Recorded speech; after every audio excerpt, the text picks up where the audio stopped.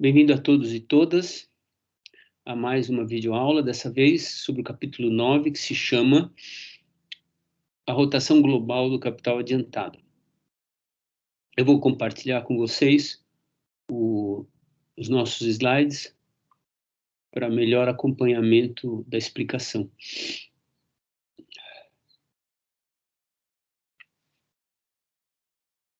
Nós vimos no slide anterior, no PowerPoint anterior, a distinção entre capital fixo e capital circulante. E essa distinção vai ser usada agora para efeitos do cálculo da rotação do capital global. Anteriormente,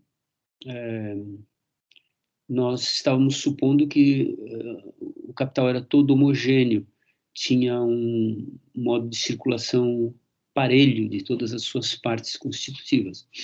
Mas a gente viu, no estudo do capital fixo e capital circulante, no capítulo 8, que certos elementos do capital têm o retorno do seu valor muito demoradamente, como, por exemplo, as máquinas, as instalações, demoram décadas para que seus valores sejam recuperados, digamos assim.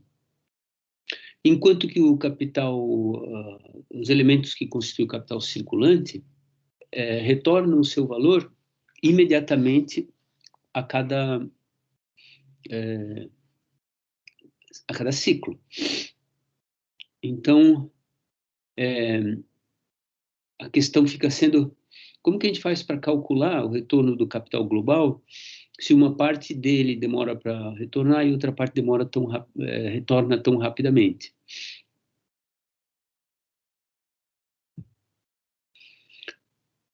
Bom, notem essa frase emblemática aí, tirada da página 135, a rotação global do capital adiantado é a rotação média de seus diversos elementos. Então, para descobrir uma média, é preciso reduzir todos esses componentes a uma medida comum. Essa medida quantitativa comum só pode ser a representação dos vários valores desses elementos do capital produtivo em termos de dinheiro. Então, essa redução não pode ser realizada com base no ciclo do capital produtivo, né?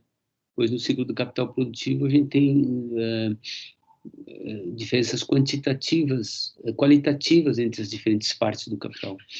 A gente precisa, para realizar essa operação, utilizar o ciclo de linha, o ciclo do capital dinheiro, no qual todos os elementos estão reduzidos a representações em dinheiro, ou em dinheiro de conta.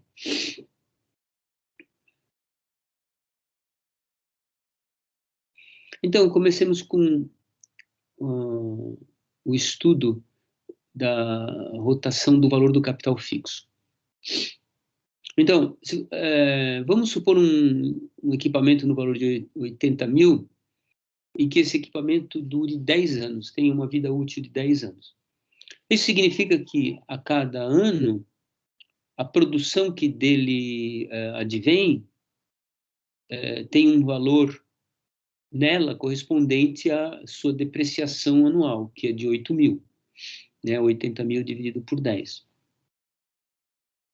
Esses 8 mil equivalentes à depreciação, então, o retorno desses 8 mil equivalentes à depreciação pode ser representado da forma como vocês veem aí nessa figura. É como se a gente tivesse um capital de 8 mil que se transforma em produto, um capital de 8 mil que entra no processo produtivo, que se transforma em mercadoria e que depois se transforma em dinheiro de novo. Evidentemente, isso não é possível, porque nós não podemos comprar a depreciação. Mas, de fato, ao comprar a máquina de 80 mil, no primeiro ciclo do capital, 8 mil se desprende do valor durante o processo produtivo, porque aquela máquina se desgasta no processo produtivo na medida de 8.000 por ano. Imaginando esse ciclo sendo o ciclo de um ano, né? E ela se desgasta na medida de um ano, e as mercadorias que ela produz nesse ano contém nela, então, esse montante de valor equivalente ao desgaste. De tal maneira que, quando vendidas as mercadorias, essa depreciação da máquina reaparece no valor das mercadorias vendidas. Então, essa linha de 8.000, sempre repetido, apenas mostra por que percalços passa a depreciação do capital, o valor do capital da máquina no que diz respeito à sua depreciação. Ele começa com um dispêndio de dinheiro na compra da máquina, onde estão incluídos os 8.000, vira o capital produtivo, onde estão incluídos esses 8.000, obviamente, porque está a máquina de 80. A produção redunda em mercadorias, nas quais 8.000 estão incluídos, e ao vendê-las, esses 8.000 reaparecem. Então, é bom se fixar nessa figura de 72.000 aqui, que significa o seguinte: à medida que esses 8.000 se depositam num fundo de depreciação, o valor da máquina agora é, na verdade, só de 72.000. Porque é o valor da máquina de 80.000 depreciado de 80. Esses 72 seguem presos ao equipamento, enquanto os 8.000 formam um fundo de depreciação. No caso do capital fluido circulante, as coisas se passam de maneira bem diferente.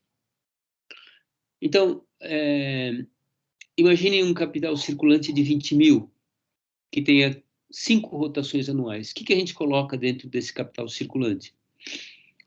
Todos os elementos que vocês puderem imaginar que retornam com o valor do produto. Né? Desculpe, só um minutinho.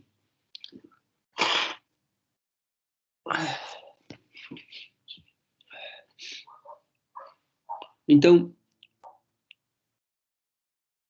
o capital circulante realiza 5 retornos anuais, então o retorno anual é igual a 100.000. O retorno total de valor ao longo do ano, juntando o retorno do capital circulante e da depreciação, é 108.000. Para um capital adiantado que foi de apenas 100.000.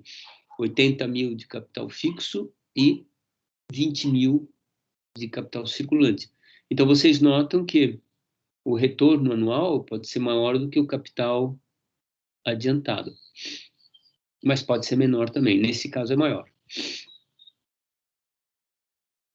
O retorno anual pode ser maior do que o capital adiantado, se a rotação do capital circulante mais que compensar a demora de retorno do valor do capital fixo.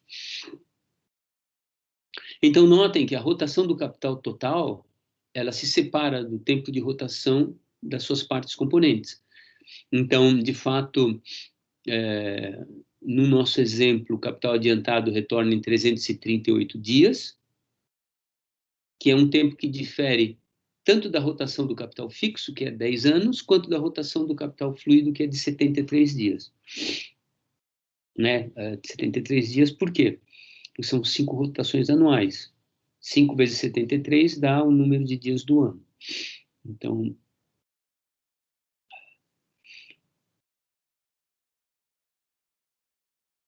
e o capital circulante, por sua vez, também é composto de elementos diferentes.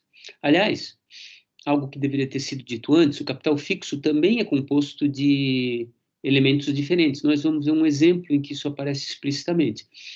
Que elementos diferentes são esses? Ora, as instalações duram 40, 50 anos ou mais, enquanto o maquinário pode durar 20, e certos instrumentos de trabalho 5, 10 anos, 7, de tal maneira que os elementos que formam o capital fixo da empresa também têm durações variáveis. Existem diferenças também na rotação dos elementos do capital circulante.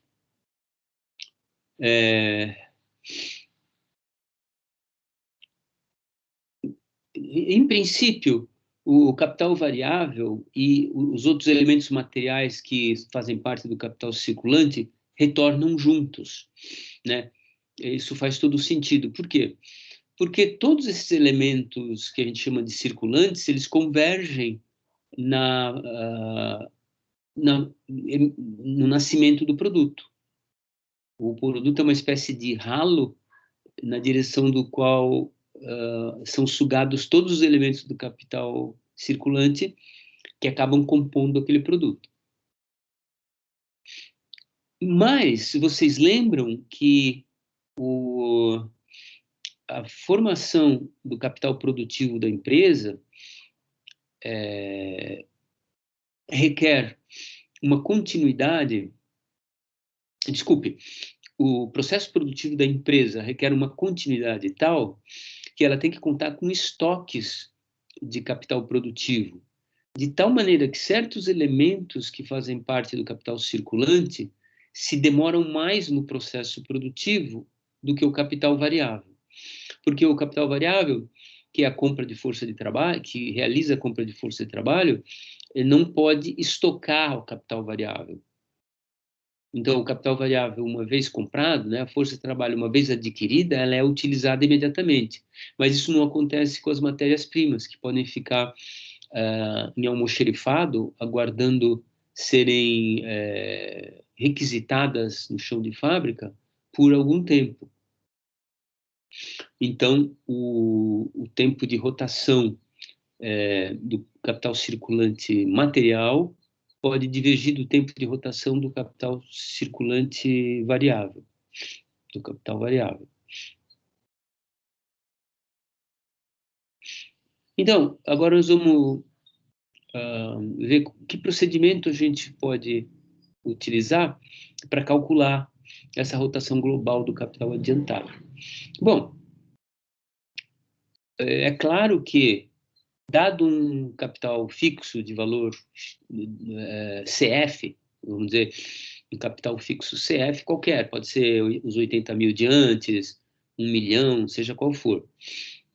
Para calcular a depreciação anual dele, a gente vai dividir esse valor do capital fixo pelo número de anos de sua vida útil. Desse modo, a gente obtém a depreciação anual.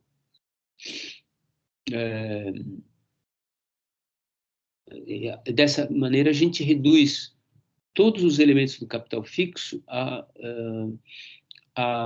retornos anuais. Então, se um tipo de capital fixo dura 30 anos, a gente divide o valor dele por 30. Se outro dura 10, a gente divide o valor dele por 10. Para ver qual é o volume total de depreciação que retorna no ano, a gente soma esses resultados. O retorno do capital, o retorno anual do capital circulante é calculado de forma exatamente contrária. Em vez de uma divisão, tem que ser uma multiplicação. Por quê? Suponha que o capital circulante retorne a cada semana. Então, todo o capital, e vamos supor que não haja diferença de rotação entre o capital circulante material e o capital circulante subjetivo, gasto em salários. Então, supor que todo o capital circulante que ele faz 52 rotações anuais. Então, como é que a gente tem que calcular? Agora a gente tem que pegar o valor do capital circulante e multiplicar por 52 vezes, porque ele retorna 52 vezes no ano. Então, é o cálculo contrário ao cálculo do capital fixo. Isso pela razão óbvia de que o capital fixo retorna em mais de um ano e o capital circulante retorna várias vezes no ano. É bom, nesse momento, relembrar que do capítulo 7, nós derivamos que o número de rotações do capital total corresponde aos 365 dias do ano, divididos pelo tempo de rotação desse capital, né? Aqui faltou o TR que a gente tinha usado. Ah, tá aqui, tempo de rotação do capital adiantado. Aqui faltou um Rzinho, não tem problema, vamos em frente, onde T é 365 e TR é o tempo de rotação do capital adiantado. E naquele capítulo não tinha essa diferenciação entre capital fixo e circulante. Então, como agora a gente tem essa diferenciação, a gente tem que introduzir um outro símbolo para a rotação do capital circulante. A gente vai manter N para a rotação do capital total, como aqui, nessa formulinha, e R nós vamos utilizar para o número de rotações do capital circulante. E, então, reunindo a metodologia que a gente tinha apresentado nas transparências anteriores, como é que a gente calcula, então, o número de rotações do capital total adiantado? A gente calcula o retorno anual, que é a soma do retorno do capital fixo, dado pela divisão do valor do capital fixo pelos anos de vida útil dele, sempre como soma de todas as parcelas diferenciadas de capital fixo que possam existir. Mais o capital circulante multiplicado pelo número de rotações do capital circulante. Esse valor dividido pelo capital adiantado nos dá exatamente a relação entre o número de dias do ano dividido pelo número de rotações que esse capital faz ao longo do ano. Então, o capital que retorna anualmente está para o capital adiantado, assim como o ano está para o tempo de rotação desse capital adiantado.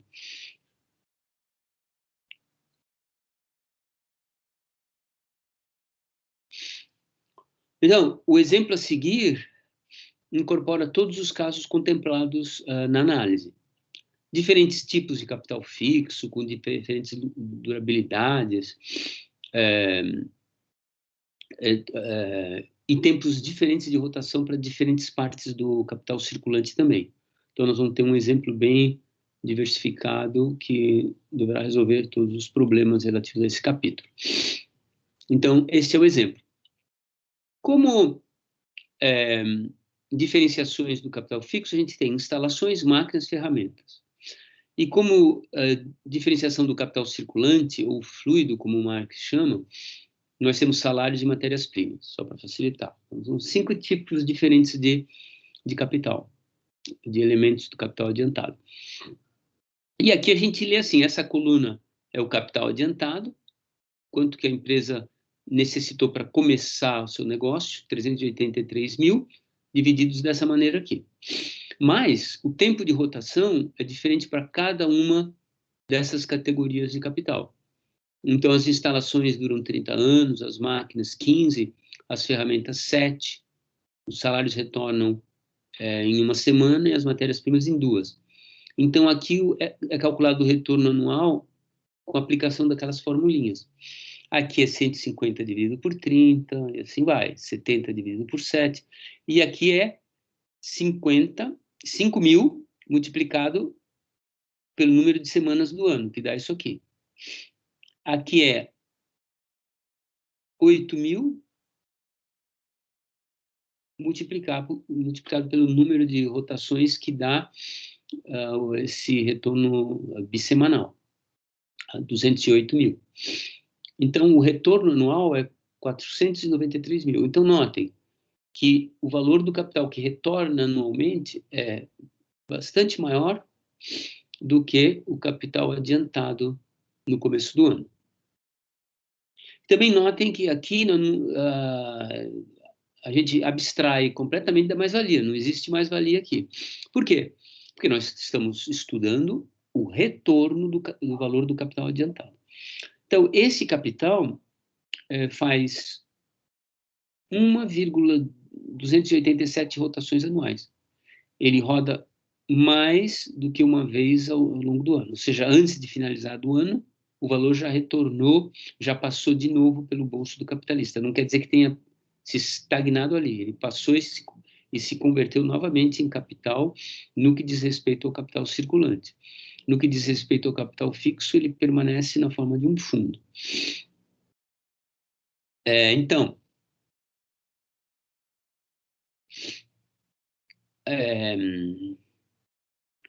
mas a gente sabe que ele retorna 1,2 vezes ao ano. Retorna antes do final do ano. Mas em quanto tempo ele retorna? Notem que a única incógnita daquela nossa equação é o tempo de rotação desse capital. Porque nós temos a rotação anual dele, nós temos o capital adiantado e temos os 365 dias. Então é só substituir 383 aqui em cima, 493 aqui embaixo, 365 aqui, dá 283 dias, 5. O capital adiantado retorna após 283 dias, 5. 283 dias e meio.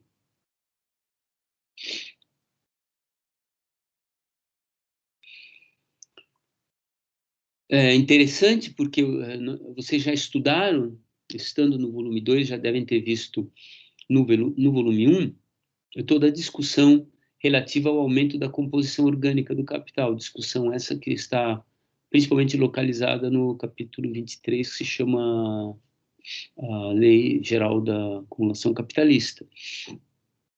Então, se a tendência no capitalista é aumentar a composição do capital, e, portanto, um aumento contínuo do capital fixo também, relativamente à força de trabalho, então significa que o capital teria uma tendência a reduzir a sua rotação, o tempo de retorno do valor do seu capital. Mas considerem que o capital fixo ele tem duas consequências do ponto de vista do capital circulante. Primeiro, ele permite uma produção mais rápida, portanto, ele diminui o período de trabalho para produzir, né, a quantidade de jornadas de trabalho necessárias para produzir um produto. E segundo, ele permite um consumo muito maior, justamente porque aumenta a produtividade, ele permite um consumo muito maior de matérias-primas e componentes por unidade de tempo, de tal maneira que o seu efeito negativo enquanto capital fixo, né, no que tange a rotação global do capital, é compensado, em maior ou menor medida, pelo aumento da produtividade do trabalho e, portanto, pelo aumento do volume de matérias-primas que são transformadas em produto.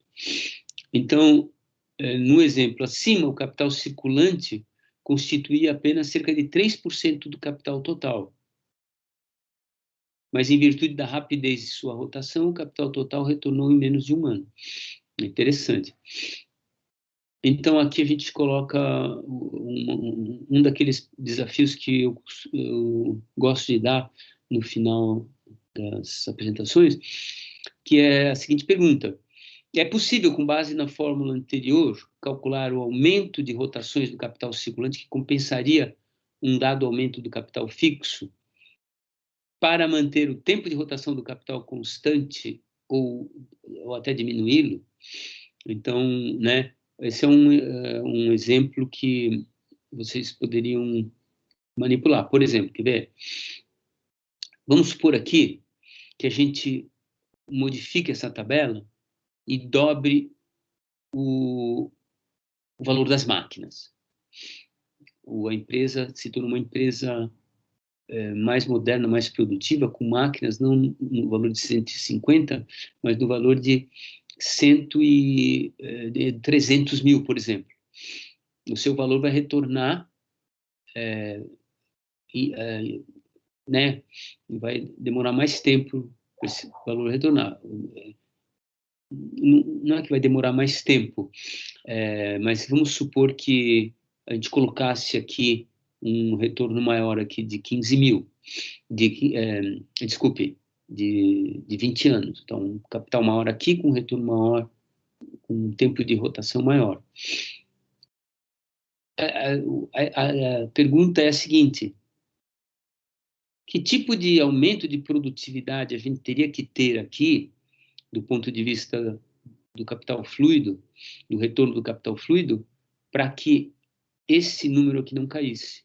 Mas esse seria só um exercício de estática comparativa, né? Não existe nada na economia que garanta esse tipo de resultado.